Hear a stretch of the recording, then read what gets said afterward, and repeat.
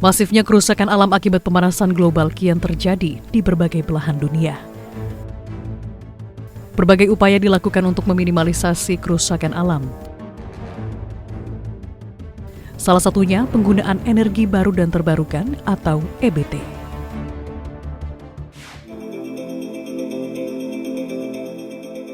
Letak geografis Indonesia yang berada di garis khatulistiwa membuat tenaga surya menjadi salah satu jenis EBT yang memiliki potensi terbesar dibanding energi baru dan terbarukan lainnya, yakni mencapai 3.294 gigawatt. Disusul oleh tenaga angin sebesar 155 gigawatt dan tenaga air sebesar 95 gigawatt.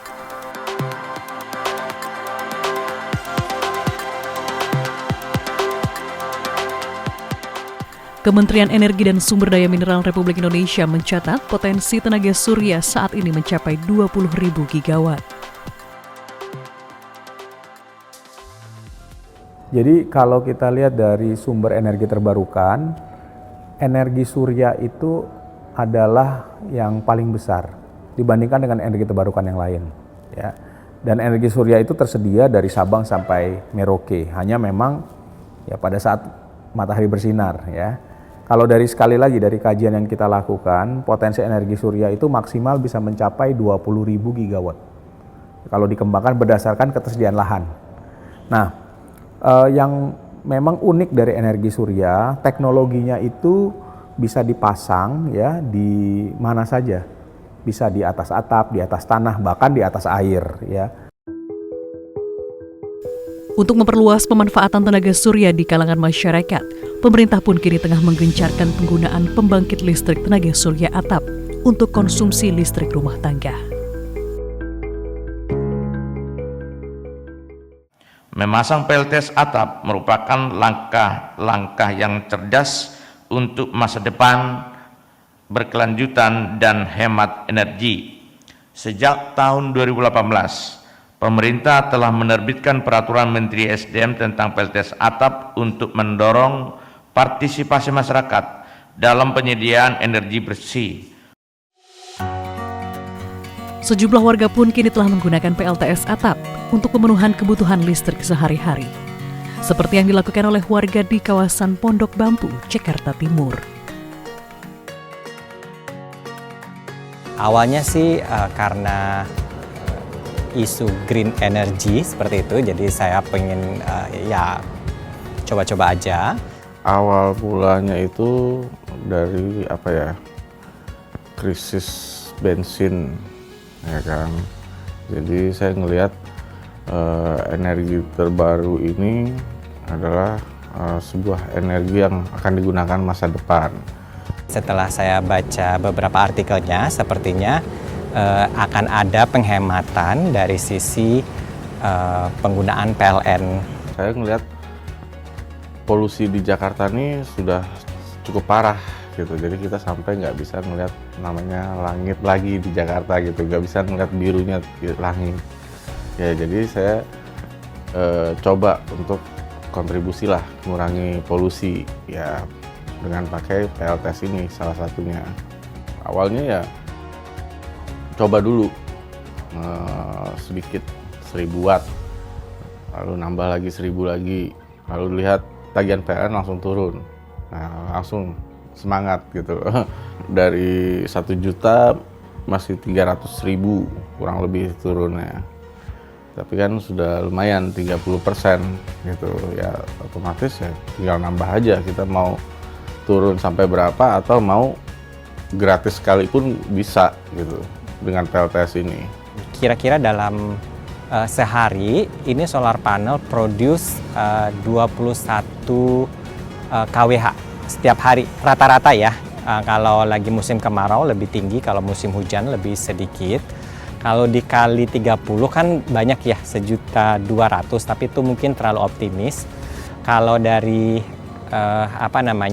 kalau dilihat tagihan, kira-kira dia bisa menghemat tagihan listrik di sekitar 700 sampai 800 ribu per bulan.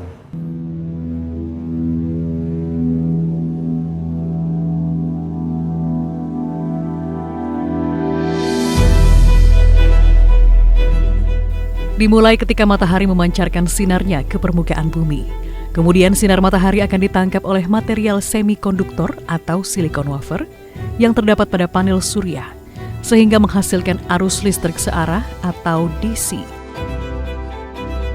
Arus dan tegangan listrik yang masih bersifat satu arah harus dialirkan ke konverter untuk diubah menjadi arus bolak-balik atau AC. Listrik AC akan disalurkan ke gardu induk perusahaan listrik negara atau PLN. Untuk selanjutnya dikirimkan atau dialirkan melalui jaringan distribusi ke rumah warga dan gedung-gedung untuk digunakan sehari-hari. Manfaatan PLTS sebagai bentuk energi terbarukan adalah dia tidak menghasilkan polusi. Ya, di PLTS itu tidak ada barang yang bergerak, tidak menghasilkan emisi, gas buang gitu, tidak ada. Jadi pembangkit yang bersih gitu. Nah, jadi manfaat pertama yang menurut saya sangat jelas dengan pemanfaatan teknologi seperti PLTS itu membuat lingkungan lebih bersih, udara lebih bersih karena nggak ada gas buang. Tentunya karena seperti PLTS ini teknologinya sangat modular, mudah dipasang-pasang di mana aja. Penggunaan PLTS itu bisa menjadi solusi menyediakan akses listrik yang berkelanjutan bagi rakyat yang tinggal di daerah-daerah terpencil, daerah-daerah 3T itu ya, yang sukar terjangkau oleh jaringan listrik. Kalau di pulau-pulau yang listriknya mengandalkan pada bahan bakar minyak, diesel ya. Keseriusan transisi energi hijau di Indonesia dapat kita lihat dalam proyek raksasa PLTS terapung di Cirata, Jawa Barat. PLTS terbesar se-Asia Tenggara ini mampu mengurangi 234.000 ton emisi karbon setiap tahunnya.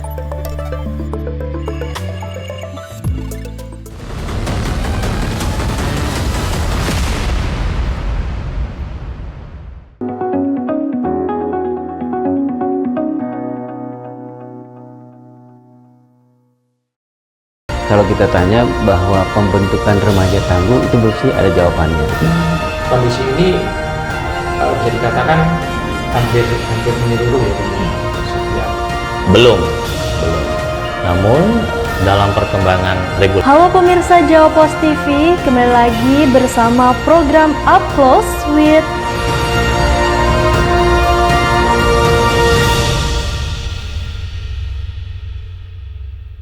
Kalau nyari yang lucu, aku maju. Tapi kalau kamu cari yang ganteng, aku puntur. Sekian dan terima kasih. Ini sih bukannya kompor gas, malah kompor kayu. Yang nyalahnya mesti ditiup dulu. Kita bukan sekedar nyari yang lucu, tapi juga yang tangguh. Berani ambil risiko, kalau perlu kebal peluru. Kayaknya kebal peluru nggak perlu, Cak. Ini kan nyari komika, bukan debus. Nggak perlu kebal. Kalau peluru aja kebal, apalagi nanti penggorengan opini, kritikan, celaan. Komika itu harus mumpuni, harus menguasai itu. Agen-agen komik yang sebelumnya itu levelnya itu udah terlalu tinggi. Ini kita sulit nyarinya. Apa nggak standarnya kita turunin aja? Kalau menurut saya standar nggak boleh diturunin. Apalagi kalau udah jalan, gasuk aspal nanti. Bagaimana kalau pencariannya yang diperluas? Main tangan. Kita harus lebih menjangkau ke pelosok-pelosok. Saya yakin masih banyak bakat-bakat yang tersempil. Benar juga ya. Kita harus melebarkan sayembara ini. Buat yang ngerasa lucu, kebal anti peluru, tangguh, nggak tahu malu, kita ajak untuk gabung kemari. Nanti kita buka audisi di berbagai daerah. Ini kota dan tanggal-tanggalnya.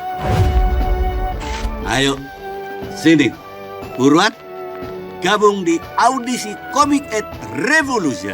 Punya bakat, jangan disia-siakan.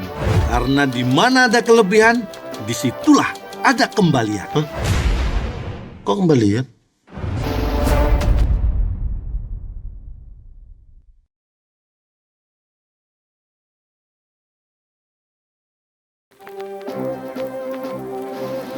pejuang komedi, bergabunglah dengan Comic 8 Revolution dan kobarkan tawa ke seluruh Nusantara. Datang ke audisi di kota-kota berikut ini dengan semangat tempur kalian dan jangan bersatu, karena kita butuhnya berdelapan demi revolusi.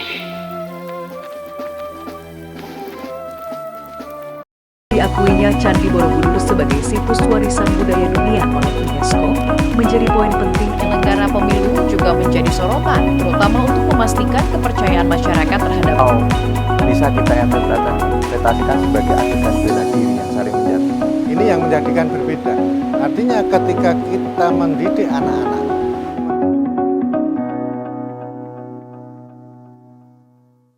kalau nyari yang lucu, aku maju. Tapi kalau kamu cari yang ganteng, aku puntur. Sekian dan terima kasih. Ini sih bukannya kompor gas, malah kompor kayu. Yang nyalahnya mesti ditiup dulu. Kita bukan sekedar nyari yang lucu, tapi juga yang tangguh. Berani ambil risiko, kalau perlu kebal peluru. Kayaknya kebal peluru nggak perlu, Cak. Ini kan nyari komika, bukan debus. Nggak perlu kebal.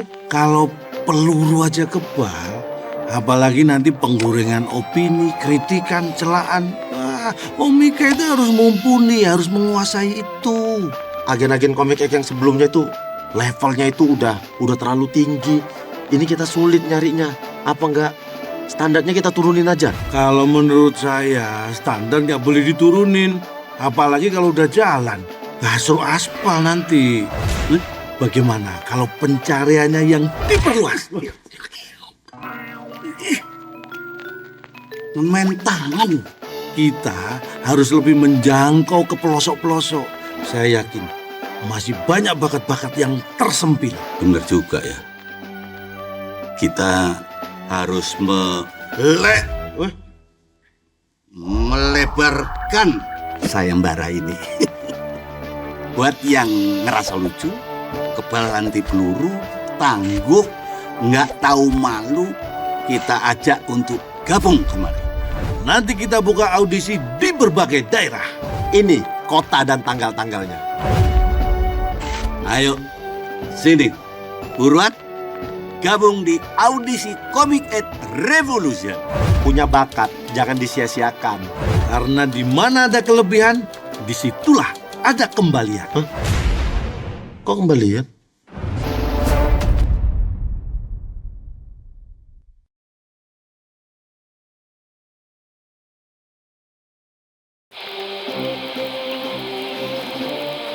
Saudara-saudara, komika-komika di seluruh pelosok negeri, sing-singkan lengan baju kalian dan bergabunglah di Comic 8 Revolution. Jadilah bagian baru dari komplotan kami dengan mengikuti audisi di kota-kota berikut ini. Salam revolusi. Perhubungan Budi Karya Sumadi, usai rapat terbatas evaluasi Pasar Kombes Pol Wisnu Prabowo menjelaskan, pelaku pembunuhan berinisial AAR menyerahkan diri setelah membuat ikan air tawar yang didominasi jenis ikan koi. Ikan-ikan. Saksikan Beranda Nusantara setiap Senin hingga Sabtu pukul 11 waktu Indonesia bagian tengah hanya di Jopos TV Bali.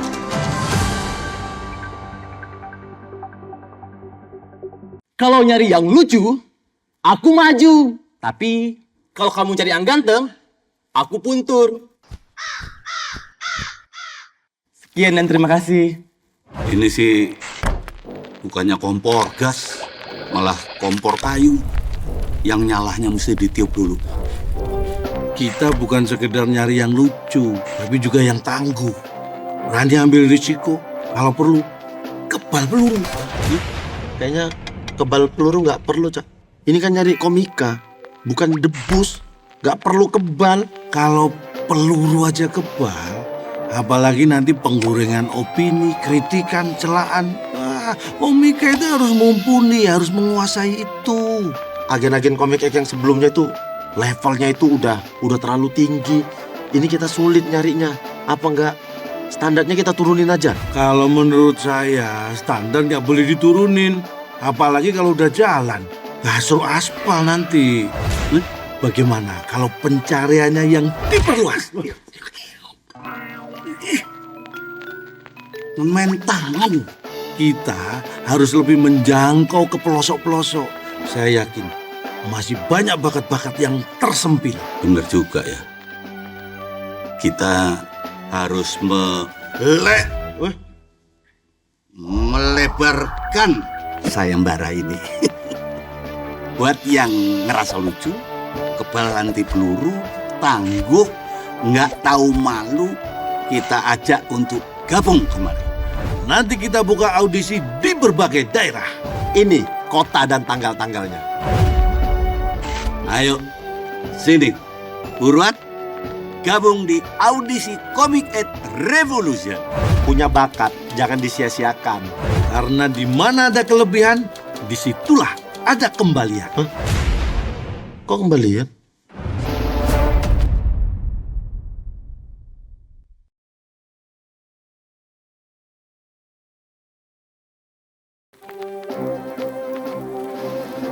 Halo kawan-kawanku yang kocak. Ini, udah saatnya kita melawan sepinya callingan. Jadilah bagian dari Comic Ed Revolution dengan mengikuti audisi di kota-kota berikut ini.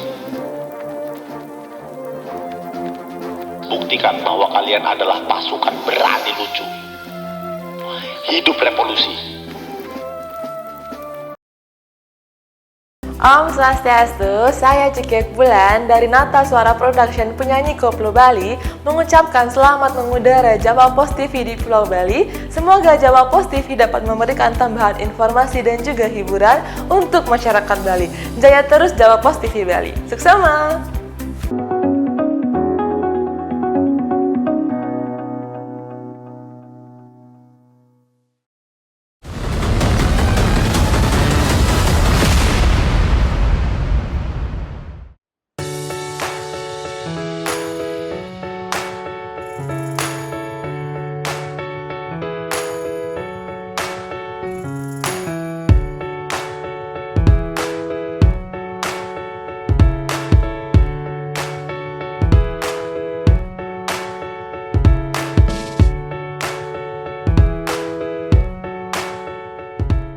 Dengan mengucap Bismillahirrahmanirrahim, pada pagi hari ini saya resmikan pembangkit listrik tenaga surya PLTS Terapung Cirata 192 MW peak di Kabupaten Purwakarta, Provinsi Jawa Barat, Indonesia.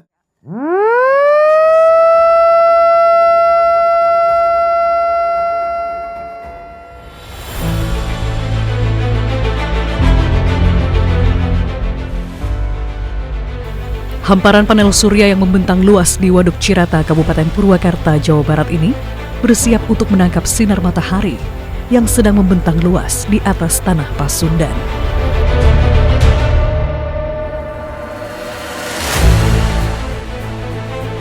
PLTS terbesar ketiga di dunia ini telah menjadi salah satu sumber listrik bagi kurang lebih 50.000 rumah tangga di kawasan Jawa dan Bali, sekaligus berhasil mengurangi 586,3 ton emisi karbon perharinya. Itu kalau kita bisa lihat per tahun itu bisa menghasilkan 209 gigawatt hour atau 210 lah gigawatt hour per tahun. Itu bisa menghasil atau bisa mereduksi 234.000 ton CO2 itu dalam 1 tahun. Kemudian kalau dari mulai kemarin operasinya dari November sudah beroperasi sampai sekarang berarti sekitar 90-an ya, 90-an ribu ton CO2 yang sudah direduksi dari mulai operasi.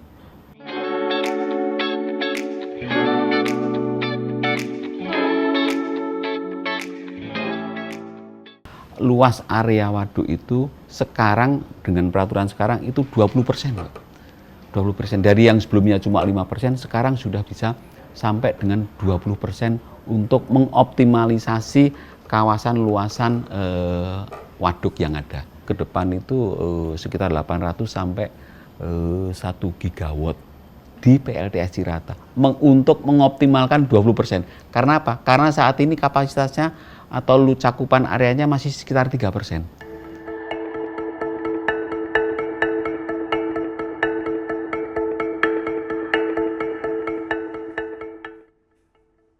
Lampu sama pompa kan harusnya ditiming ya? Iya. Ini kan berdua. Ini kita nggak tahu ya, itu kan idealnya pompa itu harus disirkulasi 2 kali sehari. Nah, pompa kita ini kapasitasnya berapa ya? Apakah bisa sirkulasi jangan-jangan sehari lebih gitu ya, lebih dari 2 kali? Kalau dari 2 kali berarti di timer. Menjaga keberlangsungan infrastruktur seluas 130 hektar ini tidaklah mudah. Lokasi panel surya yang berada di air membuat petugas harus menempuh jarak sejauh 729 meter menggunakan speedboat setiap harinya, guna memastikan setiap panel berfungsi dengan baik.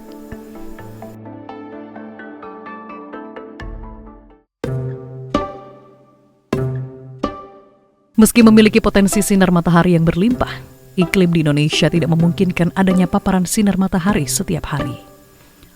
Untuk itu, kini penyaluran energi listrik tenaga surya masih dicampur dengan pembangkit energi lain seperti bahan bakar fosil misalnya, yang mulai berkembang pesat di Indonesia sejak tahun 2000.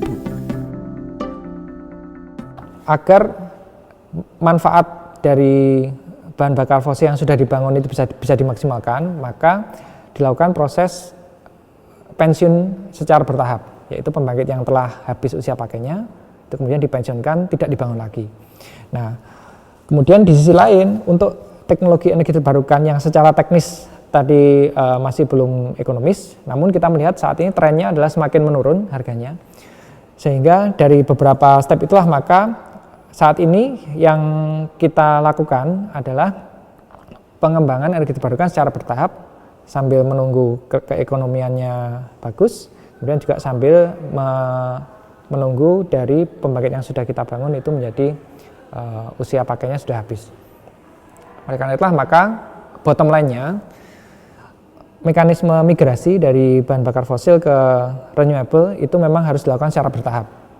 Karena ketika dilakukan langsung pada saat ini akan menghasilkan kenaikan biaya listrik ya, yang mana itu akan berimpact ke konsumen. Masih beroperasinya pembangkit listrik berbahan bakar fosil membuat publik bertanya, apakah mungkin pembangkit listrik tenaga surya mampu mewujudkan target nol emisi karbon di tahun 2060?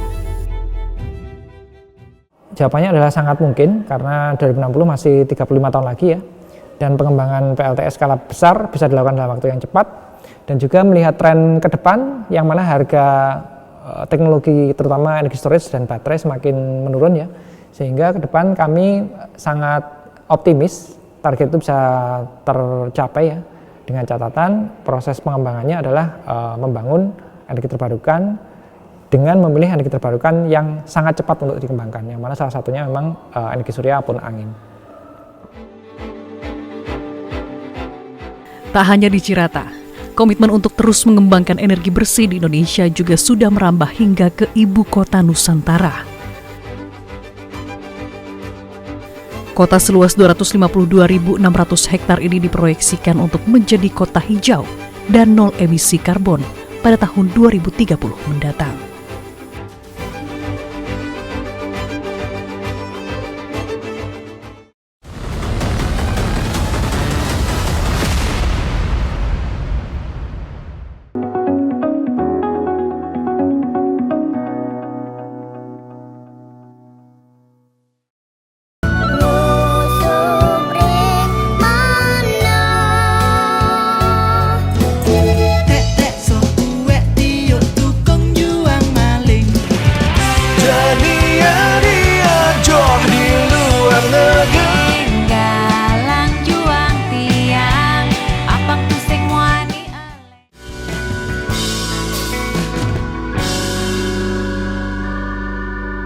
Kalau nyari yang lucu, aku maju. Tapi kalau kamu cari yang ganteng, aku puntur. Sekian dan terima kasih. Ini sih bukannya kompor gas, malah kompor kayu yang nyalahnya mesti ditiup dulu. Kita bukan sekedar nyari yang lucu, tapi juga yang tangguh. Berani ambil risiko, kalau perlu kebal peluru. Kayaknya kebal peluru nggak perlu, Cak. Ini kan nyari komika, bukan debus.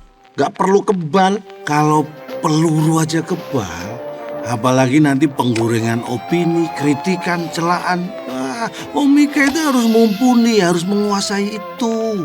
Agen-agen komik yang sebelumnya itu levelnya itu udah terlalu tinggi. Ini kita sulit nyarinya. Apa nggak standarnya kita turunin aja? Kalau menurut saya standar nggak boleh diturunin, apalagi kalau udah jalan. Suruh aspal nanti. Bagaimana kalau pencariannya yang diperluas? Main tangan. Kita harus lebih menjangkau ke pelosok-pelosok. Saya yakin masih banyak bakat-bakat yang tersempil. Bener juga ya. Kita harus melebarkan sayembara ini. Buat yang ngerasa lucu, kebal anti peluru, tangguh, nggak tahu malu, kita ajak untuk gabung kemarin. Nanti kita buka audisi di berbagai daerah. Ini kota dan tanggal-tanggalnya. Ayo, sini. Buruan, gabung di audisi Comic Ed Revolution. Punya bakat, jangan disia-siakan. Karena di mana ada kelebihan, disitulah ada kembalian. Kok kembalian?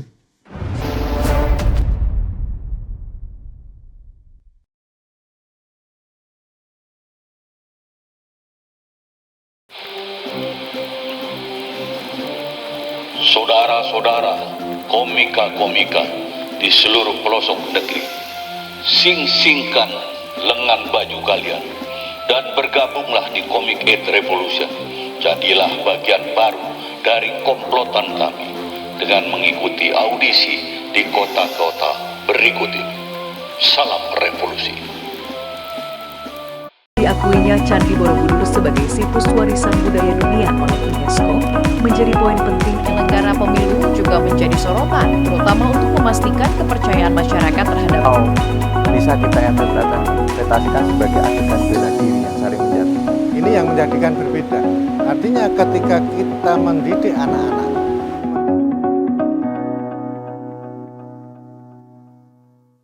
kalau nyari yang lucu, aku maju. Tapi kalau kamu cari yang ganteng, aku puntur.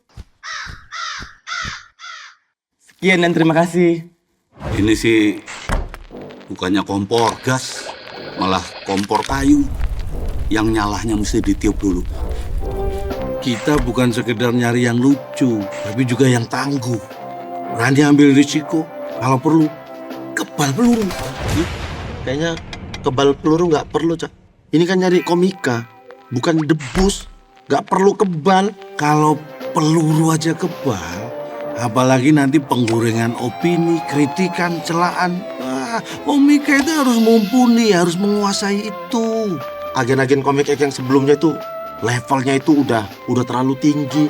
Ini kita sulit nyarinya. Apa nggak standarnya kita turunin aja? Kalau menurut saya standar nggak boleh diturunin, apalagi kalau udah jalan. Suruh aspal nanti. Bagaimana kalau pencariannya yang diperluas? Main tangan. Kita harus lebih menjangkau ke pelosok-pelosok. Saya yakin masih banyak bakat-bakat yang tersempil. Bener juga ya. Kita harus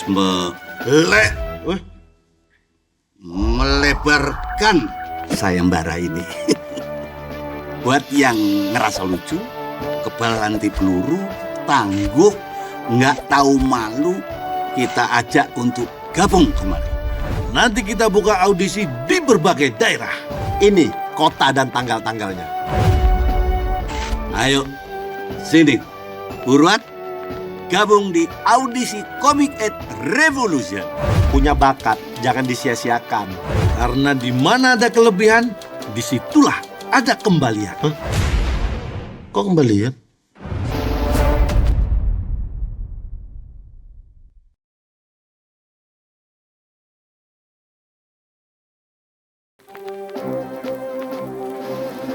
Halo kawan-kawanku yang kocak.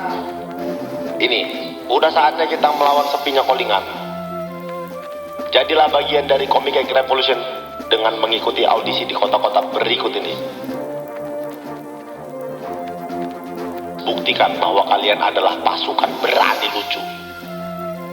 Hidup revolusi.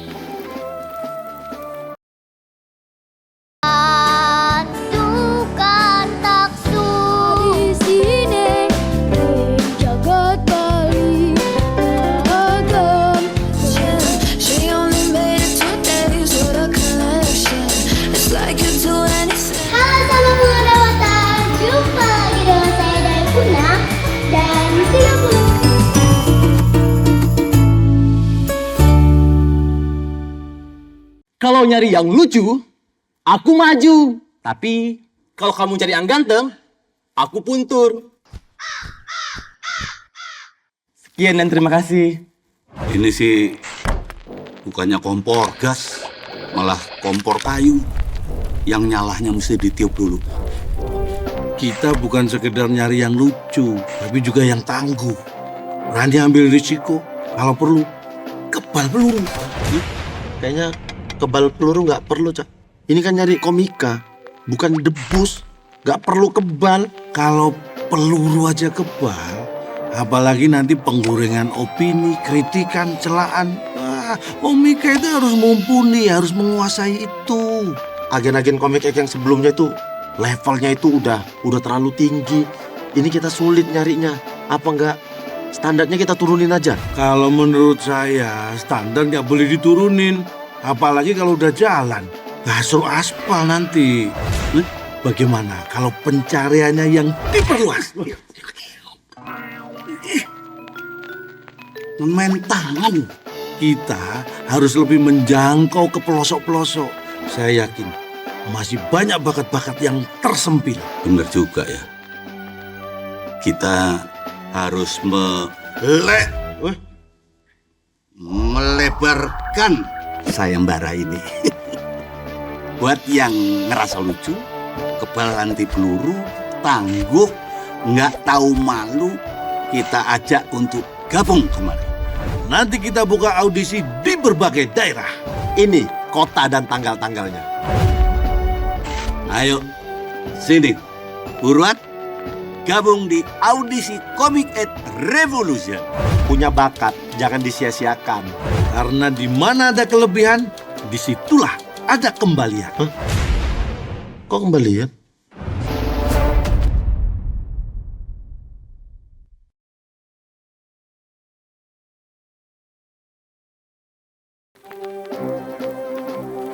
Para pejuang komedi, bergabunglah dengan Comic Egg Revolution dan kobarkan tawa ke seluruh Nusantara. Datang ke audisi di kota-kota berikut ini dengan semangat tempur kalian dan jangan bersatu, karena kita butuhnya berdelapan demi revolusi.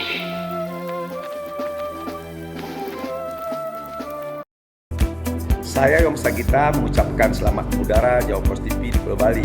Semoga Jawa Post TV dapat memberikan tambahan informasi dan hiburan untuk masyarakat Bali. Jaya terus Jawa Post TV.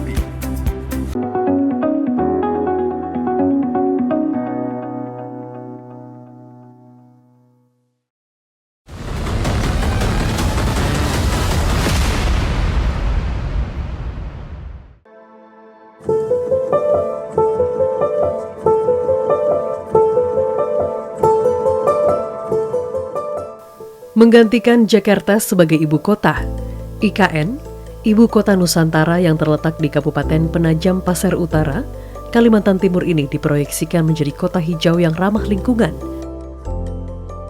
Dengan target penggunaan energi bersih sebesar 80% pada tahun 2045. Langkah itu dimulai dari pemanfaatan energi surya sebagai salah satu sumber listriknya. Di lahan seluas 86 hektar inilah terbangun pembangkit listrik tenaga surya PLTS berkapasitas 50 MW peak yang akan dibangun sebanyak 2 tahap.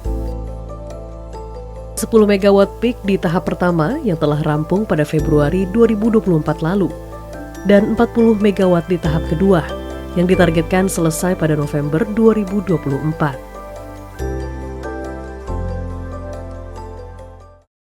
Jadi IKN kita tahu dirancang kan sebagai kota yang berkelanjutan.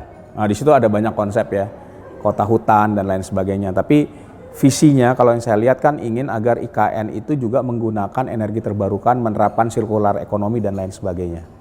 Nah, jadi pembangunan PLTS untuk IKN menurut saya adalah langkah yang tepat. Ya, jadi sekarang di IKN sedang dibangun 50 megawatt, ya 10 plus 40.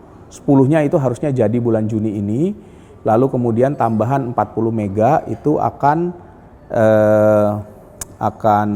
berlangsung, akan dibangun ya sampai dengan tahun depan gitu kira-kira. Didesain untuk menghasilkan energi bersih sebesar 92,8 gigawatt hour per tahun. PLTS IKN mampu mengurangi total emisi karbon sebesar 104.000 ton setiap tahunnya.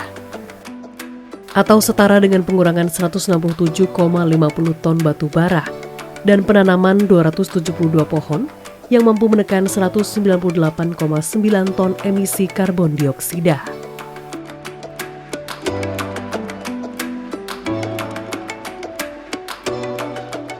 Reza Odiotama, Asisten Manajer Project PLTS IKN mengatakan, pada masa konstruksi pembangunan IKN, PLTS tahap pertama mampu memenuhi pasokan listrik hingga 5 megawatt peak, bahkan hingga ke jaringan sistem Kalimantan Timur dan Utara, Kaltimtara. Kalau melihat dari kebutuhan sekarang, berdasarkan informasi dari rekan-rekan distribusi, saat ini tercukupi ya, sudah tercukupi dengan 10 megawatt. Bahkan saat kita kirim 10 megawatt itu masih bisa kita kirim ke jaringan sistem Kaltimera juga, ke jaringan sistem transmisi juga. Ini dengan adanya PLTS ini, jadi sebelumnya supply energi yang sebelumnya itu full dari PLTU dan masuk ke sistem yang sistemnya itu juga sudah terhubung ke KIPP.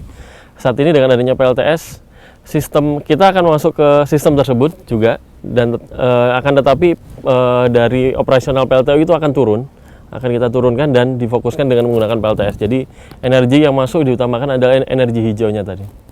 Energi hijau yang saat ini sudah beroperasi 10 megawatt ya dari PLTS. Berkolaborasi dengan penggunaan baterai, PLTS IKN saat ini sudah mengaliri listrik bagi beberapa gedung selama 24 jam. Salah satunya gedung hunian pekerja konstruksi. Potensi IKN sendiri untuk menggunakan energi surya sangat besar. Kami pernah melakukan studi, sebenarnya kalau kita melihat kebutuhan misalnya listrik IKN di tahun 2030, itu bisa dipenuhi 100% oleh PLTS, asalkan menggunakan baterai.